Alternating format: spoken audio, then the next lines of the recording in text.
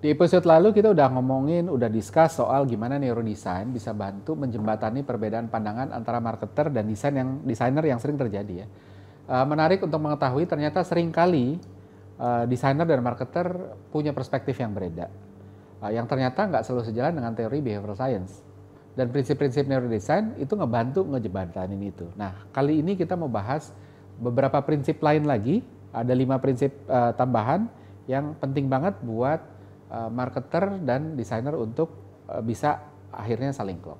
Halo, saya Ignatius Untung, selamat datang di Marketing.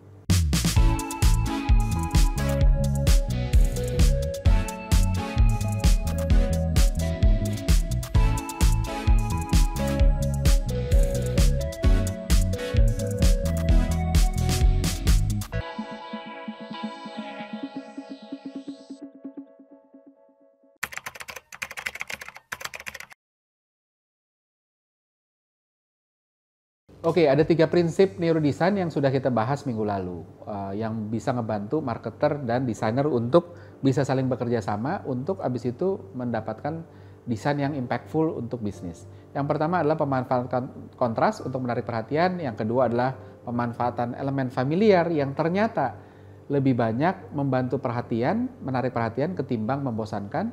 Yang ketiga adalah pattern yang juga dimanfaatkan untuk membangun engagement dengan otak, menyadari bahwa otak punya nature ability untuk mencari pola, gitu ya. Nah, apalagi hari ini kita mau bahas 5. Yang pertama adalah kita bicara soal bias yang paling umum seorang marketer adalah keinginan untuk nunjukin produk ketimbang manusia sebagai representasi konsumen. Produknya dong yang digedein, kan sering kali gitu ya. Nah, banyak materi-materi marketing yang hanya menggunakan atau setidaknya didominasi oleh gambar-gambar produk sementara minim foto manusia. Kita berpikir bahwa manusia, konsumen khususnya ingin melihat produk yang ditawarkan melebihi manusianya. Walaupun foto produk adalah sesuatu yang mandatori, namun mengesampingkan pentingnya foto manusia itu juga bisa berakibat fatal. Kasus lainnya seringkali dalam mendesain, marketer berkompromi dengan biaya investasi marketing. Salah satunya adalah ketimbang pakai foto manusia, kita pakai ilustrasi aja. Ilustrasi kan lebih murah gitu ya. Dan bisa jadi artistik juga gitu ya. Tapi ternyata dampaknya kurang optimal. Berbagai macam riset, termasuk riset yang sudah saya jalani sendiri, menemukan hasil yang konsisten. Tahun 2018, saya melakukan research dengan menggunakan eye tracker dan melibatkan ratusan responden dengan ratusan stimulus.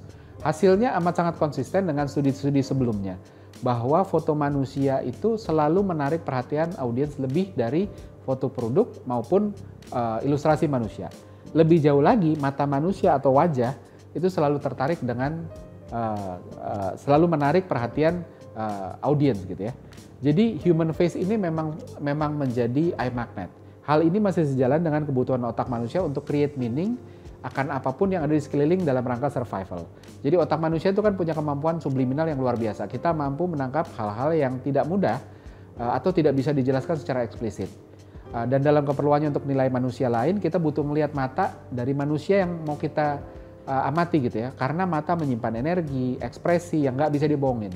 Otot seputar bibir bisa gerak seolah-olah tersenyum lebar, tapi pada akhirnya untuk melihat apakah orang ini senyum dengan tulus apa enggak adalah melihat matanya, termasuk otot-otot seputar mata. Gitu. Maka dari itu manusia selalu cenderung tertarik secara bawah sadar, cenderung tertarik untuk melihat mata gitu ya. Dan sebuah teknik untuk membangun hubungan yang baik juga menempatkan eye contact sebagai salah satu syaratnya. Jadi ada satu prinsip yang bilang ketika kita ingin bangun kesan bahwa kita memperhatikan seseorang, maka penting bagi kita untuk selalu melakukan eye contact. Di sana koneksi terbangun. Karena lawan bicara pun merasakan energi ketika eye contact terjadi. Nah, apa yang bisa dimanfaatkan marketer? Pertama, pemanfaatan materi visual dengan wajah manusia sebagai prioritas. Bahkan ketika harus ada foto produknya, sebisa mungkin kita baiknya menempatkan juga wajah manusia. Walaupun komposisinya harus diatur. Yang kedua, kualitas ekspresi pada setiap wajah manusia itu amat sangat penting. Karena mata audiens bisa dengan sedemikian rupa menangkap ekspresi palsu dari visual wajah tersebut. Nah, penggunaan ilustrasi sebaik apapun sebaiknya tidak menggeser prioritas untuk menggunakan foto wajah manusia. Ini karena sebagus apapun ilustrasi ya, kecuali itu foto painting, kan sulit menggambarkan energi dan ekspresi manusia tersebut. Yang kedua adalah design composition. Komposisi adalah pola untuk mencapai keseimbangan, baik dengan menerapkan pola statis yang berulang ataupun pola dinamis yang tidak terlalu berulang, yang pakai kelipatan ya. Pola statis terjadi pada penerapan komposisi yang seimbang, pola simetris, komposisi simetris di mana segala sesuatunya simetris, atau komposisi sentral, atau seperti misalnya contohnya dead center. Sementara pola dinamis muncul pada penerapan komposisi yang tidak seimbang namun saling melengkapi, misalnya rule of third, golden rule, atau golden ratio gitu ya. Pada pola statis, objek ditempatkan secara simetris atas bawah atau kiri kanan sehingga keseimbangannya terjadi. Ini mirip seperti pola statis yang kita bahas di episode lalu ya.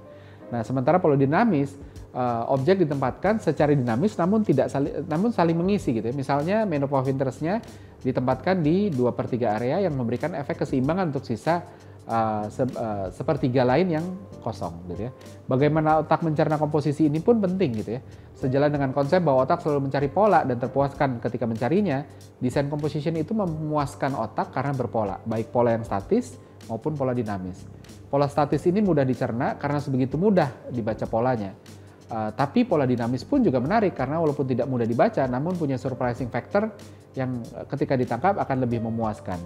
Jadi apa yang marketer bisa manfaatkan adalah pemanfaatan komposisi untuk menarik perhatian dan membangun engagement dengan otak dan kemudian memunculkan feel good effect ketika pola dinamis dipecahkan ya. Selanjutnya lagi ini yang paling penting ya dari segala macam tentang desain adalah hierarki. Jadi otak bekerja dengan skala prioritas. Ketika mengakses sebuah materi visual, otak tidak memproses semua elemen sekaligus, melainkan memproses sesuai prioritas. Bagaimana caranya otak membangun prioritas? Pertama adalah memanfaatkan kontras yang kita udah bahas juga di episode lalu gitu ya. Yang kontras dicerna lebih dulu atau pemanfaatan ukuran yang besar dicerna lebih dulu. Nah, perdebatan yang sering terjadi di antara marketer dan desainer adalah marketer cenderung ingin memasukkan semua pesan ke dalam materi dengan besaran yang sama pula. Hal ini akan membingungkan bagi mata audiens. Otak akan kesulitan memulai dari mana nih? Dan ketika sedang mencerna satu elemen, godaan untuk mencerna elemen yang lain pun muncul. Hasilnya otak keburu loncat ke elemen lain yang ukurannya sama, padahal belum selesai mencerna elemen terdahulu. Apa yang bisa dilakukan marketer? Marketer perlu membuat skala prioritas dari elemen desain yang apa yang mau dilihat lebih dahulu sih. Urutin dari elemen-elemennya. Oh, saya mau orang lihat ini dulu, lalu ini, lalu ini, lalu ini. Dari sana desainer bisa mengatur besarannya. Yang prioritas utama besarnya lebih besar, lalu mengecil. Dengan begitu otak audiens itu bisa mencerna pesan dengan lebih terstruktur dari yang paling penting ke yang kurang penting. Nah, penempatan sesuai otak juga amat sangat penting ya. Jadi ada perdebatan mengenai fungsi otak kanan dan kiri. Teori yang dulu mengklaim bahwa otak kanan dan otak kiri memiliki fungsi berbeda. Yang bilang otak kanan fasi untuk memproses hal-hal artistik, visual, sementara otak kiri fasi untuk memproses hal-hal logik, angka, tulisan, dan lain sebagainya. Walaupun ada teori kedua yang mengklaim bahwa dua bagian otak tidak berdiri sendiri masing-masing gitu, tapi mereka sering bekerja sama gitu. Namun penelitian terbaru terhadap pasien split brain, jadi ada orang yang batang otak di tengahnya, bukan batang otak, corpus callosum yang jadi pemisah antara otak kanan dan otak kirinya itu hilang karena kecelakaan. Dan penelitian pada pasien split brain ini menunjukkan bahwa ketika hanya sebelah otak yang diekspos stimulus, maka otak gagal untuk memberikan rasionalisasi yang penuh. Karena untuk merasionalisasi butuh dua sisi otak, logik dan magic, logika dan kreativitas. Nah, lebih lanjut lagi, otak kanan mengontrol mata kiri dan juga sebaliknya. Artinya mata kiri kuat untuk mencerna visual karena dikontrol oleh otak kanan, dan mata kanan untuk mencerna tulisan juga amat sangat kuat karena dikontrol oleh otak kiri. Nah, konsekuensinya untuk marketer, ketika sebuah materi visual memiliki elemen artistik, image, visual, dan teks atau angka, maka foto atau materi artistik image itu baiknya diletakkan di sebelah kiri karena akan dicerna oleh mata kiri yang dikontrol oleh otak kanan yang memang amat sangat kuat untuk mencerna hal visual. Sebaliknya, teks, headline, angka baiknya ditaruh di sebelah kanan yang dikontrol oleh otak kiri yang amat sangat logik gitu ya. Nah, yang terakhir adalah saya menyebutnya hidden gem. Dalam membangun meaning terhadap apapun yang ditangkap, otak seringkali melakukan prediksi. Ini adalah bentuk paradoks lain ya. Ketika meaning sesuai prediksi, maka otak akan mengacuhkan kecuali punya meaning yang mengandung pain atau pleasure. Sebaliknya, ketika meaning tidak sesuai prediksi otak, maka otak akan engage lebih lanjut karena dianggap ancaman. Apa nih, kok saya nggak tahu gitu ya. Dan ini pula yang mendasari kenapa kita suka sama humor. Humor adalah kecohan atau gocekan yang membuat prediksi otak meleset gitu ya. Humor menjadi tidak lucu ketika orang sudah bisa menebaknya. Dan yang membuat humor menyenangkan adalah fakta bahwa kecewahan ini tidak membahayakan. Nah, apa hubungannya dengan desain? Banyak kesempatan dalam desain di mana kita bisa melakukan kecohan ini. Penerapan komposisi dinamis misalnya. Ketimbang menggunakan komposisi simetris yang mudah ditebak, komposisi dinamis ini memberi kecohan yang tidak berbahaya sehingga membangun engagement tapi juga menyenangkan. Contoh lain adalah penggunaan negative space. Menemukan elemen desain tersembunyi adalah salah satu bentuk kecohan yang juga satisfying. Dan marketer dan desainer juga bisa memanfaatkan hidden gem berupa kecohannya ini yang pada akhirnya juga membangun engagement dan memuaskan ini. So to recap, ada 8 prinsip penting neurodesign yang bisa bantu marketer dan desainer mendesain materi marketing yang persuasif. Yang pertama adalah kontras yang bisa dimanfaatkan untuk menarik perhatian. Yang kedua adalah elemen familiar yang ternyata lebih banyak menarik perhatian dan memberi meaning ketimbang membosankan. Yang ketiga pattern yang bisa dimanfaatkan sesuai dengan nature ability otak untuk mencari pola gitu ya. Yang kemudian untuk menarik perhatian dan membangun engagement. Keempat adalah tentang pemanfaatan foto wajah manusia untuk menarik perhatian audiens melebihi foto produk dan ilustrasi sebagus apapun ilustrasinya. Selanjutnya juga ada pemanfaat komposisi yang juga mengadopsi konsep pola untuk membangun engagement dan audiens. Lalu ada penempatan elemen desain dan pesan sesuai dengan hierarki. Belum juga selanjutnya lagi penempatan aset visual atau tulisan yang sesuai dengan penempatan sesuai bagaimana otak bekerja. Dan yang terakhir adalah hidden gem berupa kecohan yang bukan cuma bisa membangun attention, tapi juga memberikan pleasure ketika dipecahkan. So, seperti biasa ada kuis pertanyaan sebagai berikut.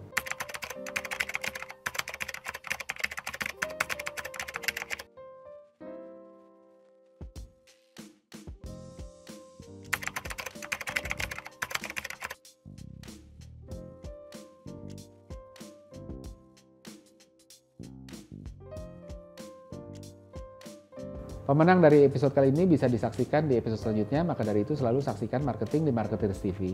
Saya Ignatius Untung, pamit undur diri.